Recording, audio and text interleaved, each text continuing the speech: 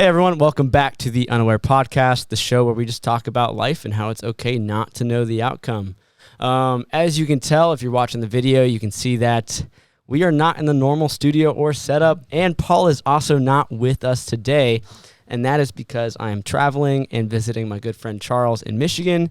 He was actually on an episode a few episodes ago, but say hi to everyone, Charlie. Hello, everyone. Wow. Short and sweet. I was expecting a little more. But today we have a good little show for you guys. I'm excited to have Charlie back on. And we will not waste any more time. Today I want to kind of talk about a little bit about the brain. And I'm no psychology major or shrink. So granted, there's a lot of stuff that what we say might not be 100% true, but it's just our take on it. And based on our personal experiences, your experiences may differ. Yes. See, I like that disclosure. But what I want to start with is we watched this Mark Rober video, right? If you don't know who that is, it's a big YouTuber. He's an engineer, scientist. He worked for NASA, I believe, for a few years. On the Mars rover. He's a pretty cool guy. You should probably go check out his YouTube channel because it's pretty informative and just fun videos. Like he makes this huge Nerf gun and water gun. But I think his most famous video is the one where he did the Porch Pirates glitter bomb. So if you know that video, you know that guy. he's made 3 of those now. Yeah, they're always cool to watch. One of them's crazy. He ended up, I don't think this was a Porch Pirate video, but he ended up working with the FBI to capture it was like a scamming ring or something that was based in different parts of America and also India. Yeah. Crazy. Awesome video. Check him out. He's a good dude. Yeah. But what we're going to be talking about today is this TED Talk Charlie sent to me. So I don't know if you want to kind of give a precursor to what it is or what's it about, and then we can kind of do our takeaways. Yeah, so it's based off this theory that he had. It's kind of how he does his channel, and kind of how he says his videos are fun and they're interesting and they're silly, but they're also meant to teach people science and engineering. And the video, so he opens the TED Talk talking about how he did a test, a fake thing showing that anyone could learn to code, and he goes through. But what the purpose of the test actually wasn't that anyone could learn to code. It's that each person was given a random of 2 different tests. One was you had points taken away if you did the wrong thing. And then the other one was you didn't have points taken away, and just seeing, who completed the test till the end. It wasn't really could anyone do it? It was just who was able to finish it at the end. Based off that message. Based off of whether or not you had points taken away. You started with 200, and then if you did it wrong, you got -5, or you got -0. And he ended up finding that people who didn't have points taken away, so people who weren't punished for failure, completed it at a much higher rate than people who 68%. Yeah. Compared to, it was 35, much lower, something around like that. Yeah. But it was, that's a pretty scientific, it's a large data set. 50,000 people did it. Pretty clear that there's a difference. And he just goes through and basically says that if you're punished for failure, you're less likely to keep on pushing. And if whether you're punishing yourself or whether, you're externally punished. That's the base of the Super Mario theory, because Super Mario, it makes it fun to press, he says something really interesting where at the end of the day, you're just pressing all these buttons for a certain amount of time in a certain order. But because it's fun, because it's, a game that makes it, if you were to do it like a test, people would be freaked out by it. But the fact that it's a game makes it fun. Well, and one part he brought up in that Super Mario aspect is, when you die, you respawn and get to try again. Yep. And there's no negative consequence, right? You can go try and jump over. I mean, this was the oldest version, so it's the little 16-bit Mario. But, yeah, I don't know. It was pretty cool just to see it. And then when he did that thing where he's like, hey, is this a test where you have to press this for this amount of seconds? And then went down and listed all of it. He goes, how much would I have to pay you to do this? Yeah. And then he talked about what if you rotate it, change a few buttons to just jump and sit and walk forward. Instantly, you want to pay for that. Yeah, because you gamify it. It's gamification, but it's also, you're not getting punished for anything, and just the way you frame it up, the way you frame up anything you're doing matters. Whether I think a lot of people punish themselves if they mess up. That's one thing. But also, there's external punishments for failure.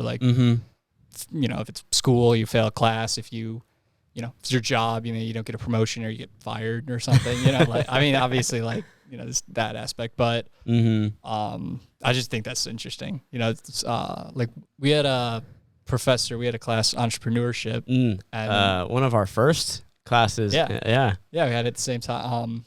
And I will never forget that class because that one of the first things the professor told us, it was just intro to entrepreneurship. Everyone in the business school had to take it.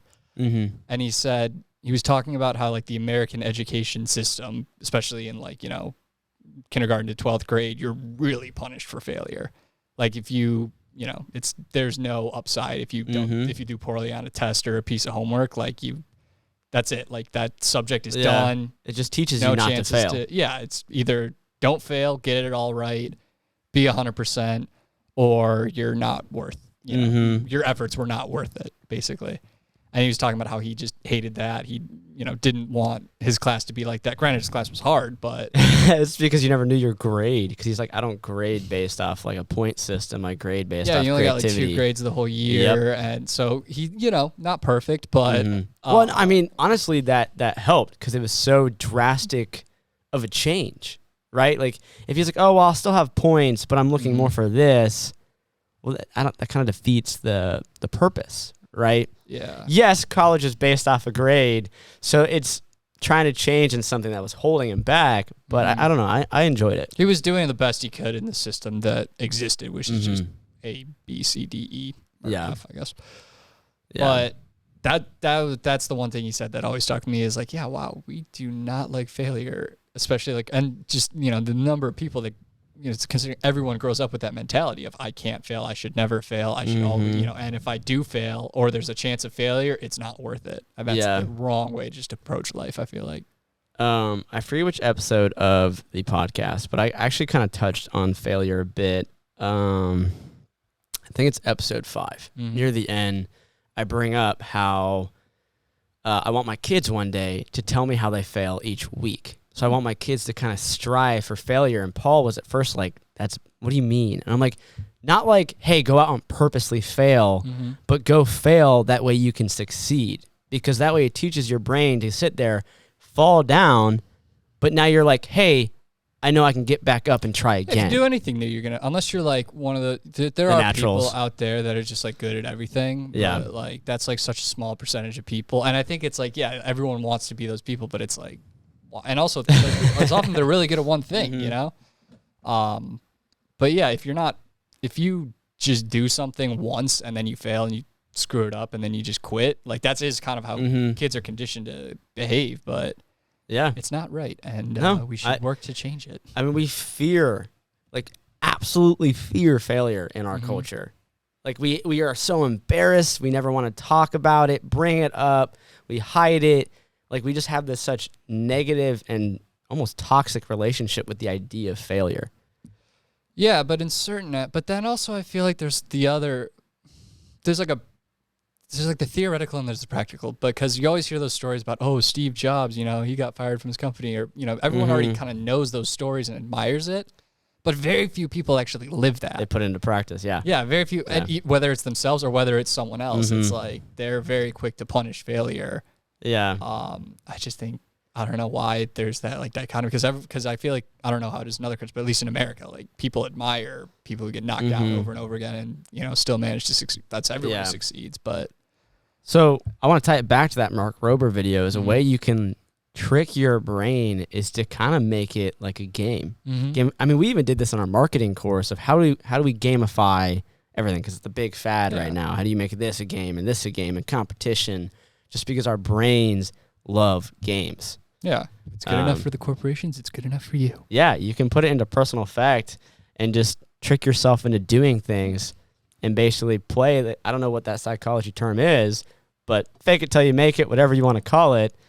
Boom. Yeah. And I think it's so I think this is a good segue into, I recently started to go to therapy, not for anything serious mental health, but I think I said this on the last pod, I've always suffered from ADD, attention deficit disorder, and I haven't really been back since I was a kid. For people who don't know what that is, which I know most people hear ADD, or ADHD? Mm-hmm. Could you like go into really what it is? Because I feel like everyone's just like, oh yeah, I'm ADD, and just throws it around. So Yeah, what does that mean?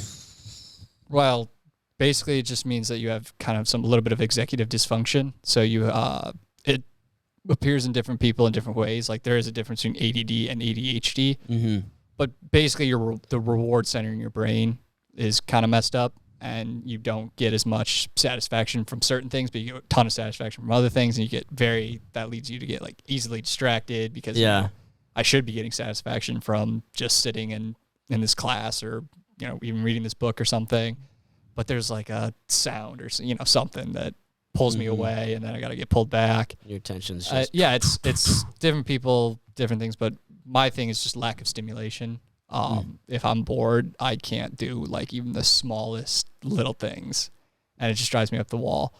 So yeah, I had it since I was a kid. I've been taking, just medication for it my whole life, gotten by fine, but I've just been reading that there's a lot more research into different methods to cope with it without medication. So I just figured I'd give it a shot. And the reason I say that is because cognitive behavioral therapy is something that I'm going to be working on a lot. So what is that? Essentially, it boils down to what are the triggers or things in your life that are causing you, to not be able to cope very well with, in my case, ADD. Okay. It's been applied to other mental illnesses like depression and anxiety. Like what are your triggers? Like, for example, if you hate crowds, if crowds cause you to have, an anxiety attack, okay, maybe avoid crowds or, figure out just whatever way you can cope with being in a crowd. But it's about like identifying those triggers and then working around them and trying to have a healthier relationship with them. And so bringing back to like gamification, I feel like with people, let's say like trying something new. Yeah. Okay, so you're very hesitant to try something new. Why is that? For a lot of people, it's a fear of failure. It's that first step. Okay, so how do you gamify it? Okay, maybe say like, oh, I'm going to do one new thing a week, and not punish myself for the outcome or even a month. Like literally just... Well, and baby steps, right? Yeah. Oh, yeah, I would say month, and then if you want, work towards week and work towards day, because, everyone thinks they can go from 0 to 100 real fast, right? We're all... I even say that. Oh, I'm so prideful. I could start something right off the bat or go cold turkey. Almost every time I try to do that, it doesn't work. Yeah. And which so, is fine. Yeah, which I have to admit that to myself to even start that progress. But for everyone listening, like it's okay to start small, and like you just said, do something new once a month. Yeah, right? and especially even like a time frame. Like I remember I was like, she asked me, okay, like talk about a goal that you want to do. And I told her like, I want to be able to sit down. Like when I was a kid, I could sit down and read for like 3 hours and it would be no big deal. Yeah. And now I have trouble even sitting down for friggin' like an hour. And she said, okay, well, why do you have to do an hour? Like, why not 20 minutes a night? And that's it. You sit down, 20 minutes, do as well as you can. If you can't, do 10 minutes. She's like, set realistic goals for yourself. And keep, building up to it. Yeah. And stick with it, and really try to see like keep a mental record or even write down in a journal, like what are those things? Why, what are you feeling? What's happening around you that is causing you not to be able to sit and focus for more than 20 minutes just reading this book? Yeah. And yeah, I think people can apply that just in their daily lives with, point of this podcast, doing new stuff. Well, also, like, props to you, man, for going to therapy in the first place. Yeah. There's, unfortunately, I feel like a lot of negative perception on, I go to therapy, right? But no, like, mental health is probably the most important thing because it has an impact on every other aspect of your life. And I feel like going to that first session has to be the hardest thing. Just like anything else in this life, the first step is the hardest. Yeah. But even so, I feel like therapy is probably even harder to sit there and be like, hey, I want to do this. I think the stigma is like lessening, especially like among our generation versus like older generation. Like I remember, you shouldn't base your life off tweets, but I did find this tweet hilarious. It said, boomers. Yeah, I heard she goes to therapy. Oh no. Meanwhile, our generation, and then it was like millennials. Yo, check out what my therapist I'm going to said last therapy. night. Well, that's good. We should celebrate stuff thing, like that, I mean, and obviously, it's not saying that every therapist you're gonna have a good experience. but you might not, but you shop around, you know, figure out what works for you and, you know, build a relationship. Yeah. I mean, Yeah. it's never going to be a bad thing. No, I There are mean, bad if you're working therapists, on but- yourself, Yeah. like that's the best thing you can do. Yeah. know? And I think too, so we've been watching a lot of Ted Lasso recently. I was reading one article. Oh, man. I love that someone show. interviewed, you know, a therapist about Ted Lasso. Mm-hmm. And she was saying that, yeah, Ted, one spoiler alert. Spoilers. If you watch Ted Lasso, skip a minute forward. Also, if you're not caught up, what are you doing? So Ted goes to therapy and, you know, he's arguing with the therapist and he gets really mad and he's like, you know, I think all this is bullshit, which is like, whoa, Ted. What are you doing? And in the article, it said, yeah, that's like a very, very normal reaction for people. Like, because he had a bad experience because he went to a marriage counselor and it didn't work. Who was biased against him. Well, that's what he felt like it was biased against him. But either way, that's a very normal reaction because people who go to therapy and therapy doesn't work for them are like, I think there's studies about it, are way more resistant to go to therapy again. Because you had a negative experience. Yeah, and so you feel like every time you go, it's going to be like that. Yeah, in a sense, you're honestly punishing therapy and psychology as sort of a science because it's like, oh, you failed me once. I'm not going to let you fail me again. You know, You're stupid. You had your chance to help me, but now it's self-destructive. But yeah, I mean, therapy's weird. Like one day I want to do it when I have time and the money. I think I would super benefit from it. Right. But it's weird to me because it's something that not only requires, you know, to have a good therapist who knows you, but it requires you to open up even yourself to help you more. Yeah. Like it's almost you're helping yourself. Yeah. Because you're going to a therapist, but you have to like let it help you. Or because if you have those walls up, it's not going to be as beneficial as it could be. You have to commit to a certain amount of like willpower because, you know, therapist can give you all the advice in the world, but if you don't follow, it's like, you know, it's like taking antibiotics. It's like they can sit there. I can write you the prescription. I can but you gotta give you the bottle. You got to remember to take it. You got to remember to. Or like working out. You know, you have to go consistently, or else you don't see the gains and benefits. Yeah, you have to commit to You have to commit to wanting to be better. Yeah. Yeah. So, tell me a little bit about like what was going the first time, like that experience. What was that like? Because I feel like a lot of people, you know, we said it a little bit ago, struggle with doing things the first time. Maybe even therapy. Maybe someone's, you know, trying to do that. Like, how did that feel like, and how'd you get through that? Similar to skydiving, in that I felt nothing up until the very point right before I was about to walk into the door. I really wasn't nervous about it at all. Like, this is just how I kind of, for whatever reason, this is just what happens when I do something. And then it was right before, as I was rolling up, I was like, oh God, I just had, you know, all these like, it's almost like I delayed all of the all the emotions until the exact moment before. I like procrastinated on being anxious about it because it was like, I was like, okay, I'm just going to therapy. Like, who cares? And then it was like, I parked my car, put coins in the machine, walked up, and I was like, oh God, what if she's a quack? What if what if she's a friggin' weirdo? Like, what if I'm just wasting like time and money? Yeah. And, oh God, this is stupid. I shouldn't do this. But I'm like, I mean, I'm already here. Yeah. So then I just walked in.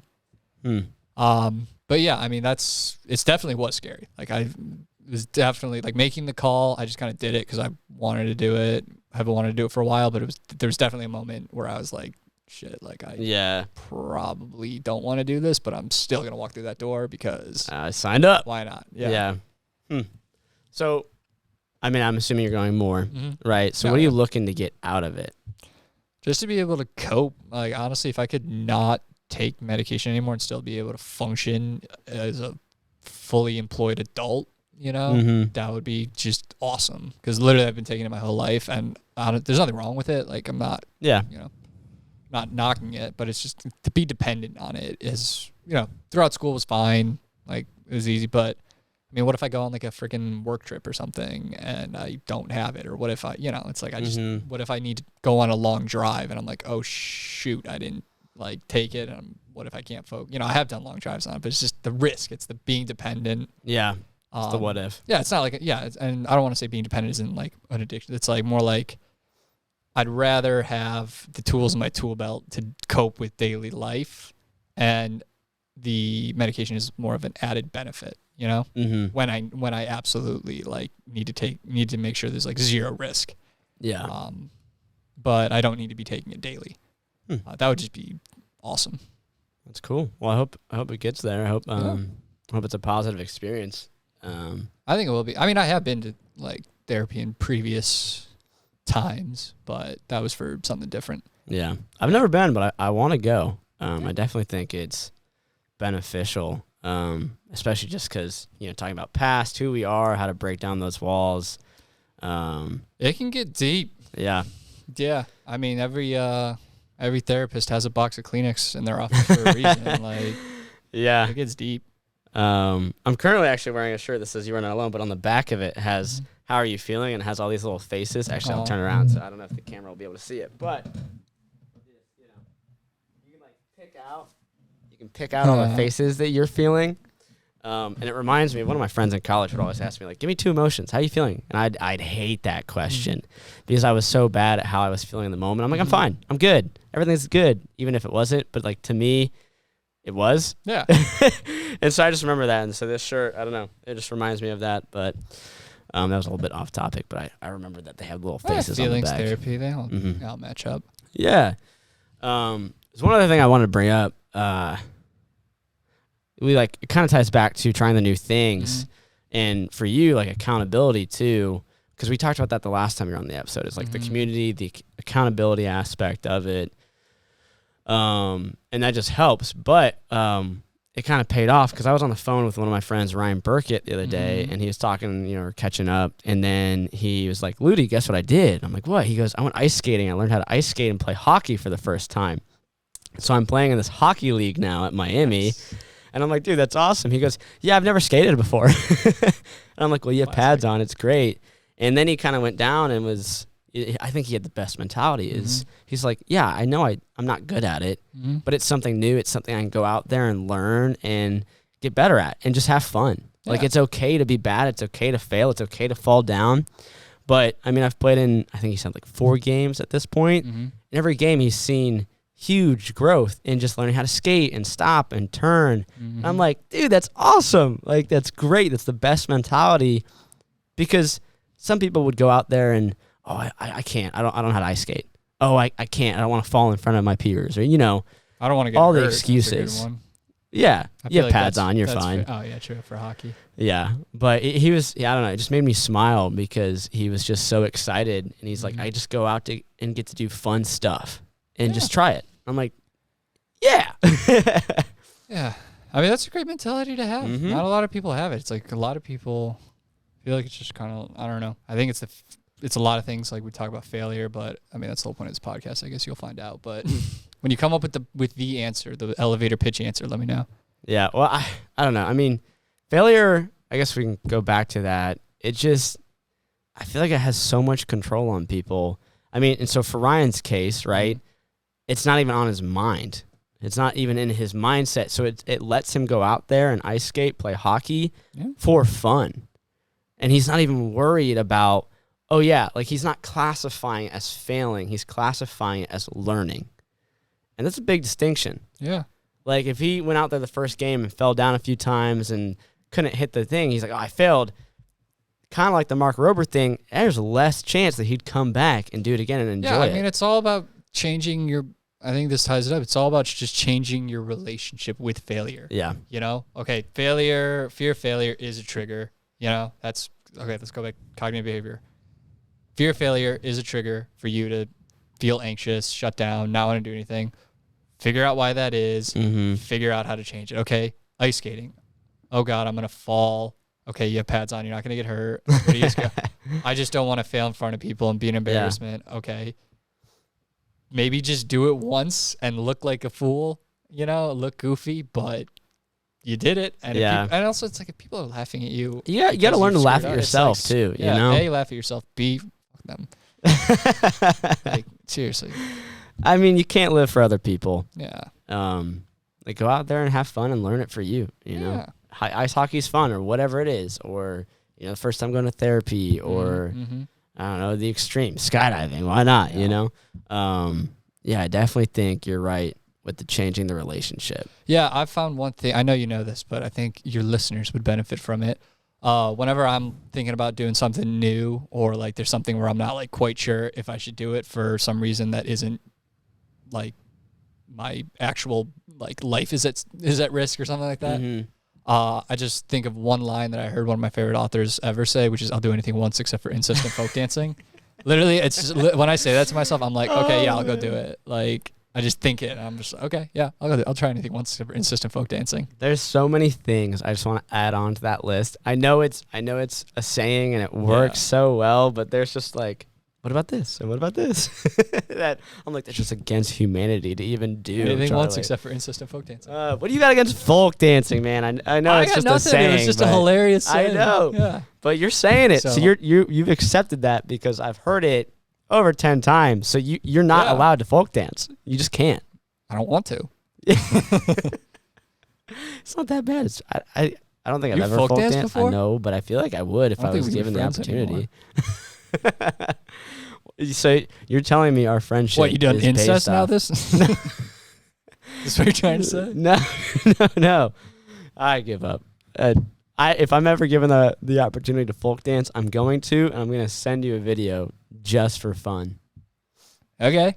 And I'll block your number. No, I actually have nothing against it, but no, it's just a funny saying. I'm sorry for all those people maybe that's the key. Dance. Maybe that's like literally the saying that'll change the world.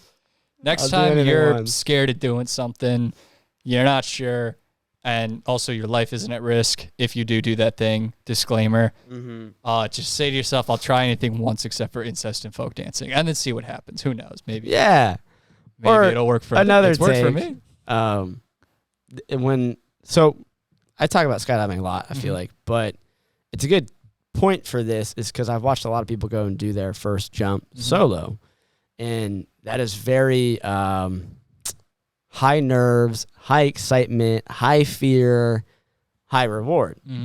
And one of the instructors there, he said it best. He's like, when you're up there in the plane, your heart is going to be pounding, and you're going to start overthinking everything and try and think about everything you have to do. And he just said, remember, you're up there to have fun. Take a deep breath and smile. Yeah. And granted, I think I'm like a psychopath because I wasn't nervous at all. And I'm so surprised. The only time I've gotten butterflies while skydiving is like when I was going up max elevation with my own bag that I packed. And even then, that was just getting the plane, and then I completely forgot about it. Yeah. But most people, because they're normal, I'm just weird, like are terrified at times of skydiving. I was surprised at how not scared I was. It was literally the same thing. I was like up there, and then I was just like, oh, I'm a little nervous, but you know, it'll be fine. And then it was the same thing as like walking into the therapist office where it was like, oh God, when the door opens, what am I doing? What is happening? You realize you're playing with the door open. Yeah, that's what Will Smith said. Yeah, I love that saying. But I don't know, you know, whatever it takes really to get out there and try something new. You know, I guess we're pre-recording this. Maybe get a journal. I want to get that habit down, man. I've been trying to get into journaling, and that I'm so hit or miss with it. I do it like once a month, maybe. Gotta commit. That's one of the things I tried. I'm going to journal every day, and I missed one day, and I'm like, dang, all right, I'm going to do it tomorrow, and then I never did, and now it's like once a month, maybe once a week, which I can't be that upset about. Do it like right before. You know, do it. Yeah, I mean, there's different things you can change. I mean, keep it right next to your bed, right before you're about to, go to bed. Yeah, I need to do that. I need to put it in places that I will see it and use it. So set myself up for success, essentially. You know, you can play that little game of, I know myself, I know I'm not going to want to do it at this time when I'm about to go to bed, or so let me place it somewhere that I'm like, oh yeah, I want to do that. Remind myself of that fact. Yeah, and I feel like also it's not like we're saying everyone should go to therapy or do skydiving, but I think it's more just like when you get into the mentality of like not like you said with Ryan, where it's like you're not like doing something just new, whatever it is, whatever it might be in your life. Like I just feel like everything improves. Like I used to, I've been scared. Like I regret things that I didn't do more than I did do. I know that's kind of a cliche, but it's like I feel like that's just what like, it's a cliche because it's true. It's like that's kind of the mentality that I want people to have. It's like just regret the things you did. Like, oh, I looked like an idiot when I did that. That's better than, oh, I wonder if that would have been cool. Yeah, because I mean, then you sit there the rest of your life thinking, what if I did that? Yeah. You'll never know unless you do it. Screw and it. even if you do it, then you know that you'll either hate it or you love it. Yeah, I definitely agree with that. There's one thing you said months ago that I've still like been using throughout this is like I wish people's gut reaction was a yes instead of no, but it's always a no. We have to convince ourselves of a yes. You said that. Smart guy. Vaguely remember that. But I think that plays into this is, when something new comes up, your brain instantly is no. I said that? Well, I'm now using that. What you said was, I wish people would say yes more often. Their gut answer is no. Like we have to convince ourselves of the yes. We were on the phone when I think you were driving from the UP, and I was telling you about starting Project Unaware. So this is like February. Dude, yeah, I know. I just wish people like with just like, hey, I don't know. Like their answer, because I'm going to take it further, is like when that new opportunity or whatever it is, your dream, whatever you want to insert into X. Yeah. Like your brain says no, but I wish it said yes. And then you're like, well, actually, you know what? That doesn't make sense, or that is unsafe. So you convince yourself to the no instead of convincing yourself to a yes, because then you do so much more. But I think you're right. It just goes back to that you have to change the way you're looking at it and, have it change. And it goes back to everyone is conditioned. Everyone in this, at least in this, again, I don't know what it's like elsewhere. I assume it's the same, but everyone from a young age is conditioned to think that way. Every single person is conditioned to think, you got one shot at, getting this chapter right, or you got one shot, you got one shot, and then if you don't, you move on, and you failed. Yeah. Do better, do better with the next chapter, It's, I don't know. That just sparked a thought in my head, which this will eventually be a full episode, but I follow this newsletter, and like the guy, it's very informal, but he won one of the weeks it sent out. It was talking about how he interviewed a guy who was in his 90s, super successful, has done like everything in his life, right?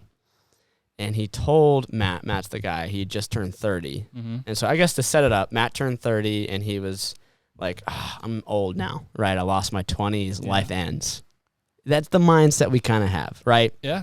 And so when he interviewed this guy, the guy went right up to him and said, the biggest lie we tell ourselves is that life is short. And I'm like, when I was reading that, I'm like, what do you mean? Like, life is short. That's my mentality. That's everyone's, you got to fit it in. You only live once. Boom, boom, boom. And then he continued going is, I live my life trying to fit everything into my 20s, my 25. Like, before I turned 30 and I turned 30, my life was over, right? No, I still had so many years to live and learn and do new things. And, I think one big thing that why you said that or how it sparked it was you talked about like your chapters, right? We all have chapters in our life and whatnot. Like it's okay to have one chapter that doesn't have a ton of stuff in it. Like you have a long life. I mean, God willing, maybe it does end tomorrow. Like you can't live like it's a long life, but there's also reassurance in like, hey, on average you'll live to like, I don't know, it's like 76. Something like that. Around there. You don't have to fit everything into this 1 year, 1 day. So there's almost like a dual-edged sword because people say that, but then they also don't try new things. So it's just real confusing. So I guess what I'm saying is just meet in the middle. Like try new things, but it's okay to fail. It's not going to ruin your chapter or your life. Yeah. If that all makes sense. That was a random spur of No, that was a tangent for sure. But no, I mean, I agree with that. It's like, I remember this was like a profound experience I had when I was 16. Like it was the first time I remember like having a sort of, not an existential thing, but it was like very like, I don't know. It was a very weird experience in my life where we were like just going on like a friend's boat or something like that. We were getting on and there's this group of like older people, probably in like their 40s or whatever. And they were like sitting on the boat drinking and having fun. And one of the ladies just says to my friend, like, oh my God, we're talking to them and chatting. And one lady, she was pretty drunk and she goes, oh God, to my friend, my friend Louise, she's like, how old are you? And she's like, oh, I'm like 16. And I'm like, oh my God, I wish I could look that young. Oh my God, you guys are having so much, these are the best years of your life, blah, blah, blah. And I remember literally having like an existential crisis of like, I can never be that person. Like, I never want to feel like, oh God, all I can do now is like sit and get drunk. Like, There's more to It life was like than that, man. terrifying. I was like, I remember I was young, but I was like, holy shit, like that is not something I want to end up being. That's when I committed. Like, I am never going to have. I'm going to commit myself to just not having either like not having a peak, but just never committing to the mentality of I've peaked, you know, of just like life is not up and down. Life is up and down constantly. It's not a hill. Yeah. Well, I actually remember, even if it's not true, just committing to that mentality. Talking about that in one of our like 3 a.m. night talks, and when we were dorm mates freshman year, is we both were like, everyone views college as the peak. Like, oh, this is the best years of my life. It's not going to be better than this. As soon as I graduate, it's life over. Yeah, like, no, dude.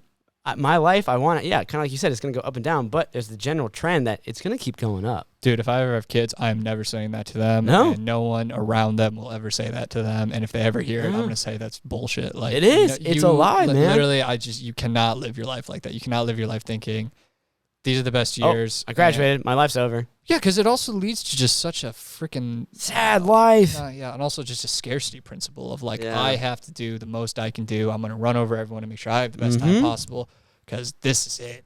And this is after this. It's just all downhill from here. And it's like that's what the old guy was getting at. And Matt, I mean, he ended that newsletter being like, I turned 30 and fit over 4 lifetimes in my 20s. Yeah. Because he's traveled the world. He's done all these things, and he's looking back and he goes, now I'm 30 and I sit here and I have this thought that my life is over, that I peaked, but yet I didn't. Yeah.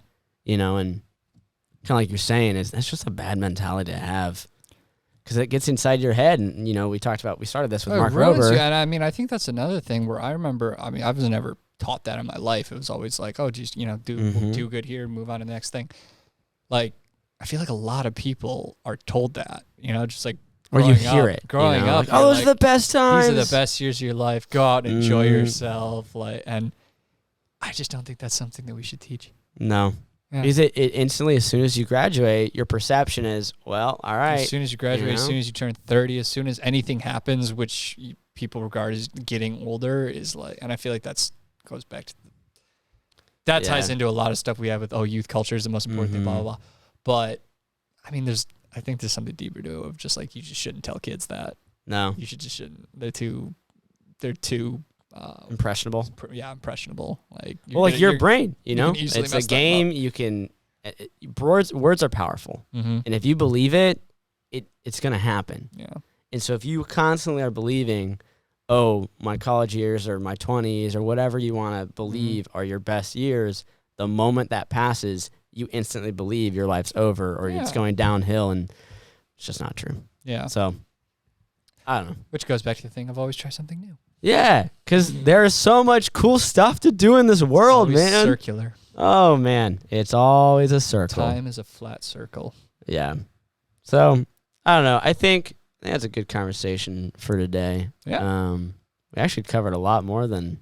Granted, it's always unscripted, so who knows where this ever always goes. But I don't know, Mark Rober. Yes, it's definitely unscripted. Don't look at the teleprompter. Don't do that. Come on, man. They can't know. Gosh, Charlie, this is why I can't bring you on again. It's done. We're not posting this. Fair enough. No, I don't know. Any other things you can think of? Just say real fast, or no. I mean, if I'm on again, which you probably will be. Well, I don't think I will because I'm reading the prompter. But that's true. Yeah. If I am on again, I'll just give an update as to how therapy is going. Yeah. Yeah. I think it's good. I've only been to a little bit, but she just seems awesome. You know, like going well so far. Yeah. No, that's encouraging, and I think that will be cool to kind of follow along and see, and just because to me, and I'm sure a lot of people, therapy is so unknown. And it's like, how do I even do this? Happy to share my experiences and end the stigma around mental health. Yeah, so if you have questions, you can email info@projectunaware.com and I can get them to Charlie. But I don't know. I think that's a good conversation. We can go ahead and end there. Make sure to check out projectunaware.com. You can get this podcast. You're listening to it now, so listen to it wherever you want. But for people who are watching it or something, you can get it anywhere now. I put it on literally every podcast host site. There's like 20 plus areas you can listen to this. Is it on SoundCloud? Except SoundCloud. So because SoundCloud's their own host, and what I use, they're like competitors, so I'd have to manually go into SoundCloud, whereas my host ports it to all 24 plus podcast services, right? So Apple, Spotify, Google, Slasher, Podbean, yada, yada, yada, yada. Podbean? Yeah, there's a whole bunch of That's ones. not a real thing. It is a real thing. That's hilarious. So yeah, just check that out. There's a few blogs out right now. But yeah, we appreciate you guys listening. And I guess a good challenge this week is to just go try something new. You know, simple as that. Plain and dry. Yeah. Just plan to do one new thing a month. Yeah. Make it bigger. Bigger goal. Make Wednesday New Thing Wednesday. Yeah. Make it a habit. Build it into your schedule. Yeah. That always helps. But all right, that's it for now. We will see you next week. Sleaze. Bye, everyone. Yeah, say sleaze. No. You have to, or we're not going to end. Sleaze. There it is. Sleaze.